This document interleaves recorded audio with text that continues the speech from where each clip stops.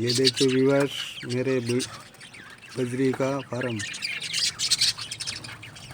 अभी ये कुछ बच्चे निकाल के हैं जो हंडियों में हैं।